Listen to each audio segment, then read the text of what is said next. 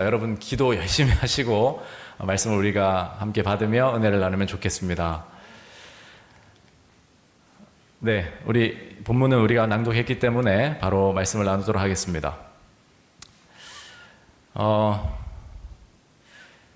영화와 다큐로 제작된 이야기이기도 한데 1900년도 초반에 영국의 탐험가 어니스트 세클턴이라는 사람이 있었습니다. 이 사람이 남극을 횡단하겠다는 꿈을 안고 엔듀런스호라는 배를 타고 선원들과 탐험대원들과 항해를 시작했습니다. 그런데 탐험은 계획대로 되지 않았고 남극의 두꺼운 빙하에 배가 갇혀서 결국 그 얼음의 압력 때문에 산산이 부서지고 말았습니다. 그 순간부터 사실은 탐험이 중요한 것이 아니라 생존이 중요해졌습니다. 지도도 배도 계획도 모두 사라졌고 남은 것은 그 극한의 추위에서 어떻게 살아남느냐 하는 것이었어요. 그리고 그 탐험가 세클턴 대장 아래에는 28명의 대원들이 있었습니다. 그때 세클턴이 대원들에게 이렇게 이야기했다고 합니다. 이제 우리의 목표는 탐험이 아니라 살아서 집으로 돌아가는 것이다. 그러면서 그 대원들에게 두 가지를 늘 잊지 말고 붙들라고 당부를 했는데 그 첫째가 우리에게는 반드시 돌아갈 곳이 있다 라는 것이었습니다. 우리에게는 반드시 돌아갈 집이 있다. 두 번째는 어떠한 상황에서도 서로를 버리지 않는다. 어떠한 상황에서도 서로를 버리지 않는다. 그렇게 그들은 배 없이 문명의 혜택 없이 남극의 얼음 위에서 버텨야 했습니다. 그런데 놀라운 사실은 단 한 명의 희생자도 없이 전원이 구조되었습니다. 며칠 만에요? 634일 만에. 역사가들은 이 생존의 기적을 이렇게 평가합니다. 세클턴의 위대한 점은 탐험에 성공한 것이 아니라 사람을 끝까지 지켜냈다는 데 있다. 이렇게 이야기를 했대요. 우리 인천 세천사 믿음의 가족 여러분, 새해를 시작하면서 우리도 인생의 항해를 출발합니다. 우리 교회도 하나의 표를 걸고 이 한 해를 시작해 보려 합니다. 어제도 말씀드렸듯이 그 표현은 말씀을 첫째로, 예배를 최고로, 끝까지 사랑으로 하늘까지 함께 갑시다라는 표입니다.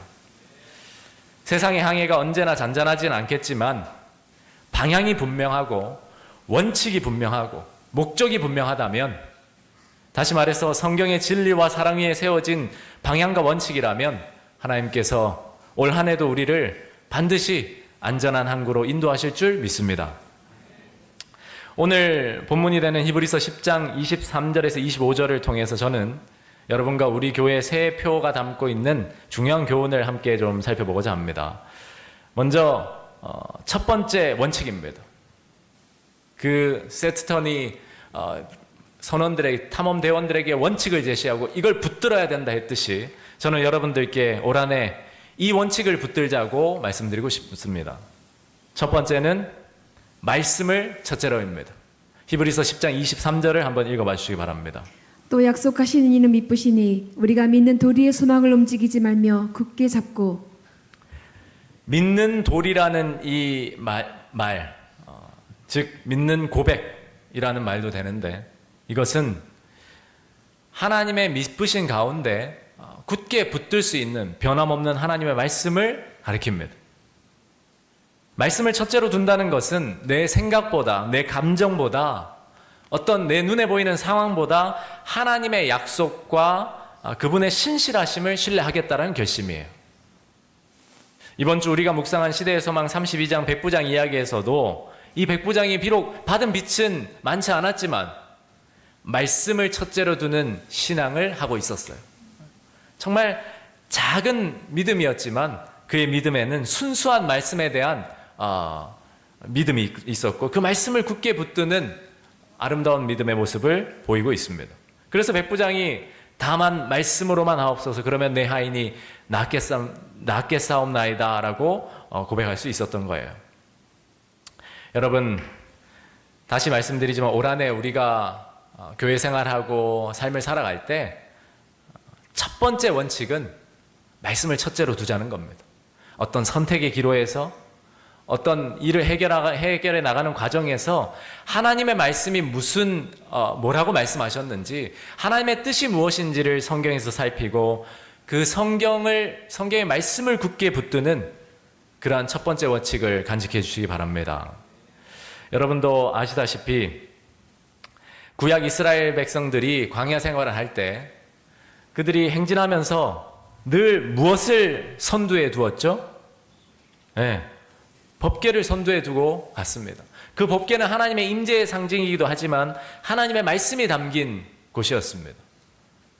그들의 인생 여정, 약속의 땅으로 가는 모든 걸음에는 언제나 말씀이 첫째 자리에 있었습니다. 저는 우리 새천사 가족들의 인생길, 그리고 교회 생활, 우리의 모든 교회 사역에 하나님의 말씀이 첫째 자리를 차지할 수 있도록 내어드리자고 말씀드리고 싶습니다. 그렇게 할 때 이 새해는 우리에게 복된 한 해, 형통한 한 해가 된다는 사실을 우리가 경험적으로 알게 될 것입니다.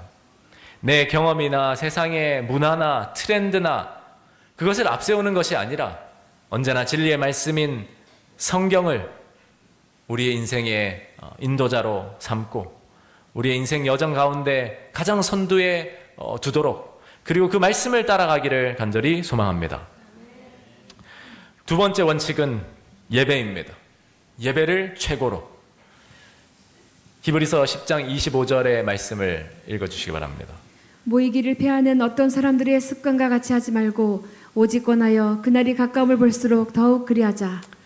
사도 바울이 이 히브리서를 쓸 때에 이 히브리서의 수신자들은 그리스도교로 개종한 유대인들이었습니다. 그리스도교로 개종한 유대인들은 세 가지의 압박이 있었어요. 로마에게도 핍박을 받고 있었고, 유대교인들에게도 핍박을 극심하게 받고 있었고, 세상적으로도 많은 어려움을 당하고 있었어요. 왜냐하면 유대교에서 축출된 것, 유대교에서 쫓겨난 것은 사실상 일반의 삶을 살아갈 수 없는, 거의 어떤 혜택을 누릴 수 없는 그러한 위치에 있는 것과 다름이 없었습니다.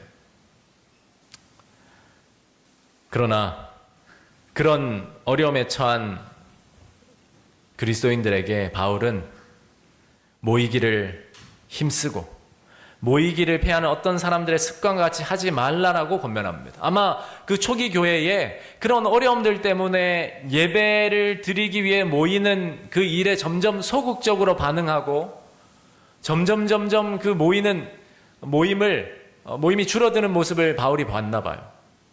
그래서 바울은 이렇게 권면했던 것입니다. 그날이 가까움을 볼수록 더욱 함께 모여 주를 예배하고 서로를 격려하자고 이야기하고 있는 것입니다. 그러므로 저도 우리 새천사 가족들에게 새해를 맞이해서 이렇게 말씀드리고 싶습니다. 이 새해에 예배를 가장 귀하게 여기는 새천사 가족들이 됩시다. 물론 여러 사정이 있을 수 있습니다.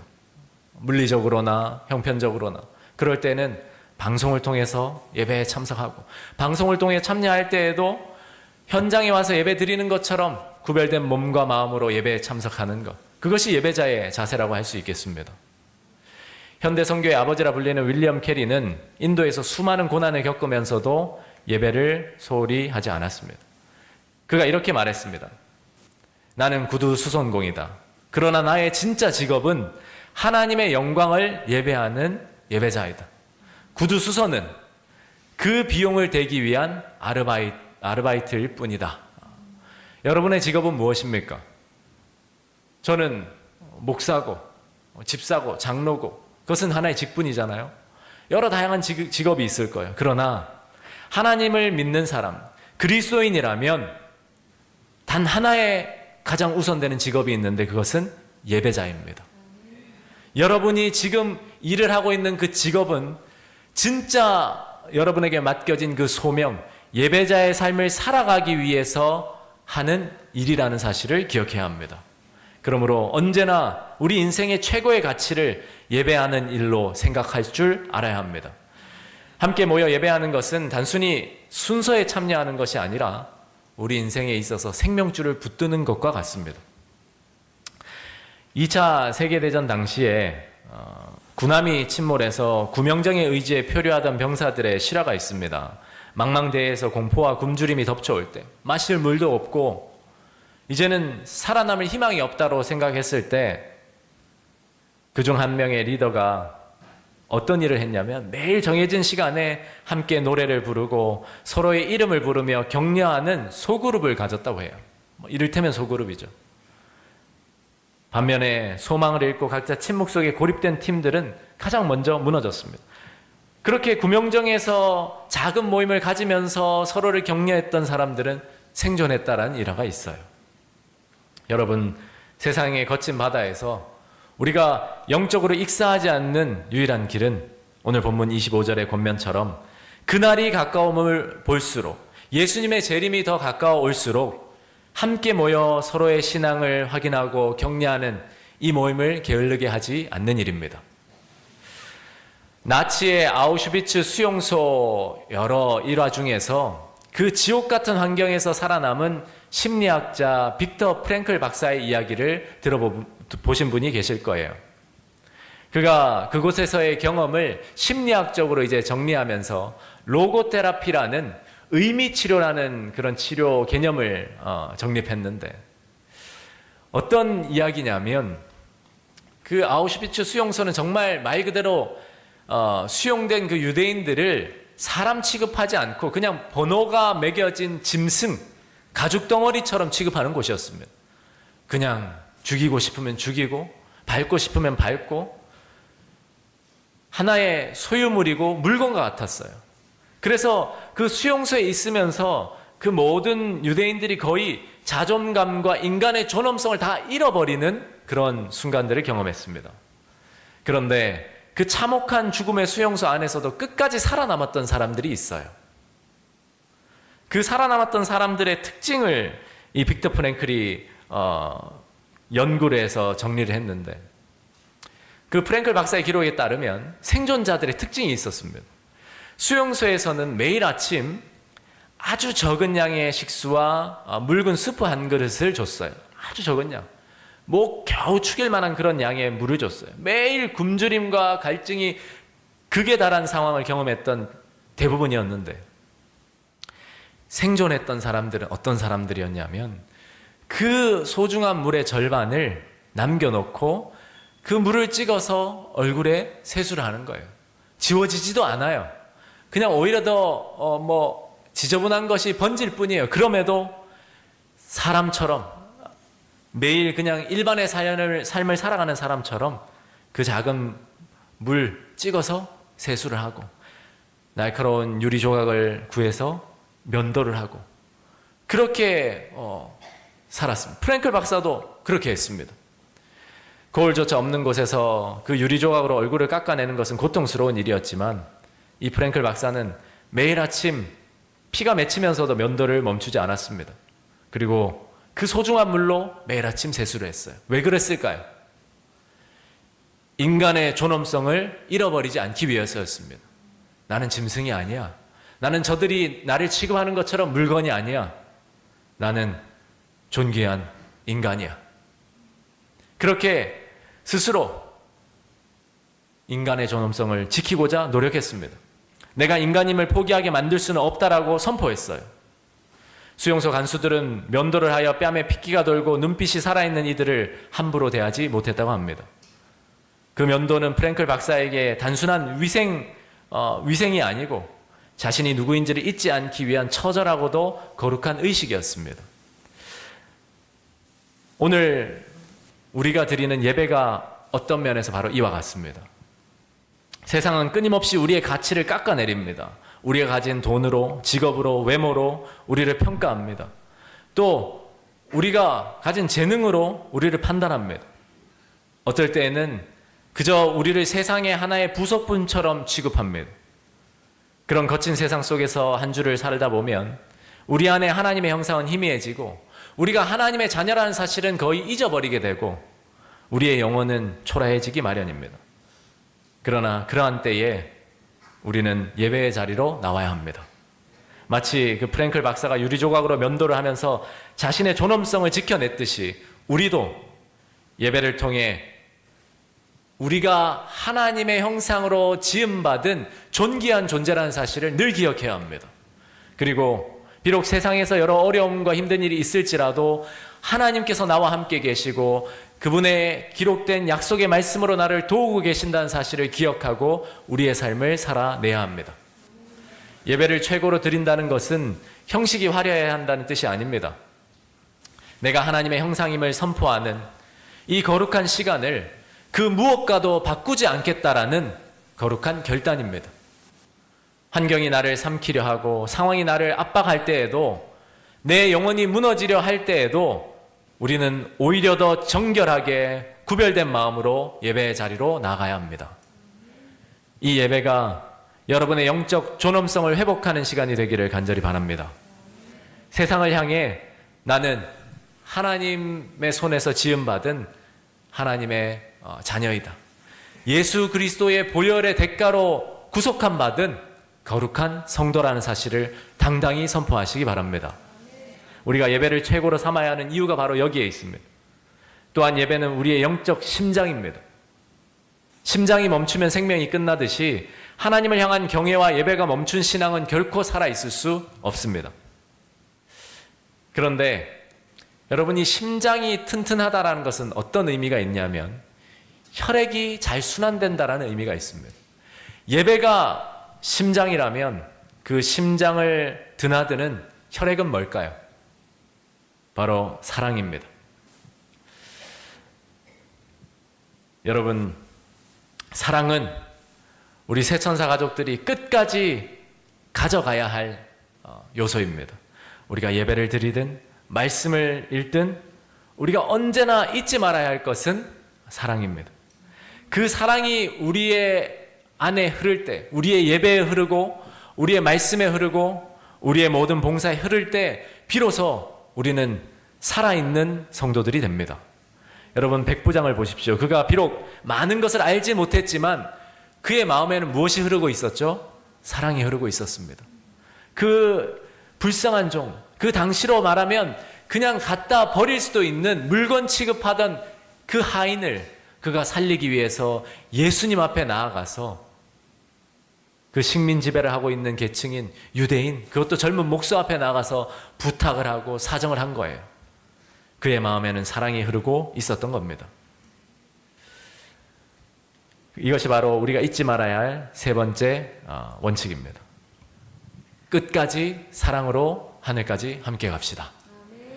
새천사교회, 물론 우리가 원칙을 세워야 하고 지켜야 하고 말씀을 전해야 하고 때로 책망해야 하고 어쩌면 단호하게 징계해야 할 수 있습니다. 그러나 끝까지 사랑으로 그렇게 하게 되길 간절히 소망합니다. 오늘 본문은 서로 돌아보아 사랑과 선행을 격려하라라고 권면하고 있습니다. 그것은 헬라어 카타노에서 나온 말인데 돌아보다라는 말이 깊은 관심을 가지고 서로를 주의 깊게 살피는 것을 의미합니다. 백부장의 믿음이 위대했던 이유는 바로 그 믿음이 사랑에서 출발했기 때문입니다. 저는 우리 새천사 가족들이 올 한 해 끝까지 사랑으로 서로를 섬기고 격려하는 한 가족 되기를 간절히 소망합니다. 레미제라블 소설에 미리엘 주교가 나오죠. 그 장발장이 오랜 복역 기간을 마치고 출소했는데 갈 데가 없는 거예요. 먹을 것도 없고 잘 곳도 없고. 그래서 교회로 들어갔는데 그곳에서 이 미리엘 주교가 따뜻하게 맞아주고 음식을 주고 재워줍니다. 그런 사랑에도 불구하고 장발장은 그날 저녁에 그 교회의 은그릇을 훔쳐 달아나요. 그러다 바로 잡히죠. 경찰에게 잡혀서 주교 앞으로 다시 오게 돼서 이 사람이 훔쳐간 것 같은데 맞습니까? 이야기만 해주면 바로 다시 감옥에 가두겠습니다 했을 때 그 미레일 주교가 친구요, 아니 왜 내가 준 은초 때는 가져가지 않고 남겨두었느냐라고 오히려 그 장발장의 위기를 모면시켜주고 장발장의 그런 죄를 용서해줘요. 바로 그 순간에 장발장은 전혀 다른 사람으로 거듭나게 됩니다. 여러분, 교육에 있어서 책망과 징계는 반드시 필요한 부분입니다. 그러나 책망과 징계가 사람을 변화시키지는 못합니다.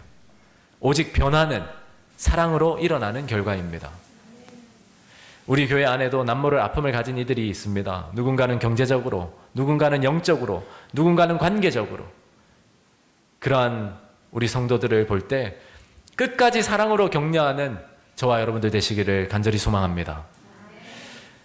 오늘 우리는 히브리서 10장에 있는 권면을 통해서 우리 새천사교회 표를 되돌아보았습니다. 말씀을 첫째로, 예배를 최고로, 끝까지 사랑으로 하늘까지 함께 가자는 것입니다. 이 세 가지는 따로 떨어진 것이 아닙니다. 말씀이 있는 곳에 참된 예배가 있고 예배하는 자의 마음에는 사랑이 샘솟습니다. 아프리카 속담에는 빨리 가려면 혼자 가고 멀리 가려면 함께 가라는 말이 있습니다. 여러분, 우리 그리스도인들에게는, 특별히 우리 새천사 가족들에게는 더 중요한 원칙이 있습니다. 하늘까지 가려면 반드시 함께 가야 한다는 것입니다. 사랑하는 성도 여러분, 우리의 목적지는 이 땅이 아닙니다. 저 영원한 하늘나라입니다. 누구라도 혼자 낙오되지 않도록 서로의 손을 이 시간 함께 잡아줍시다. 말씀과 예배와 사랑으로 무장해서 2026년 마지막 날 우리가 이 한 해를 떠나보낼 때, 주님, 우리 모두 여기에 함께 손잡고 왔습니다라고 고백할 수 있기를 간절히 소망합니다. 우리 새천사교회 표 함께 읽어볼까요? 말씀을 첫째로, 예배를 최고로, 끝까지 사랑으로 하늘까지 함께 갑시다. 이 표가 올 한 해 우리 모든 재직들에게, 또 직원들에게, 리더와 부리더, 서기, 디렉터들에게, 담임 목사와 집사와 장로들에게 새겨지고 실천되기를 간절히 소망합니다. 그리고 우리 모든 성도들이 이 표의 원칙들을 기억하고 이 표를 가지고 함께 하늘까지 걸어가게 되기를 간절히 소망합니다. 그렇게 할 때에 하나님께서 분명히 우리 새천사교회를 도우시고 우리가 연말에 하나님께서 우리에게 베푸신 그 은혜를 찬양하는 순간이 반드시 이르러 오리라 생각합니다. 그 시간까지 우리가 함께 서로를 격려하며 충성으로 섬기기에 결심하기를 예수 그리스도의 이름으로 간절히 기도합니다. 오늘은 제가 먼저 짧게 기도하겠습니다. 하나님 아버지, 2026년 새해를 우리에게 열어주시니 감사합니다. 우리 새천사교회가 말씀을 첫째로 삼고 예배를 최고의 가치로 두며 서로를 끝까지 사랑할 수 있게 도와주시옵소서. 그리하여 한 사람도 낙오됨 없이 저 하늘 유리바다 위에서 함께 주를 찬양하고 경배할 수 있도록 인도하여 주시옵소서. 예수님 이름으로 기도합니다. 아멘.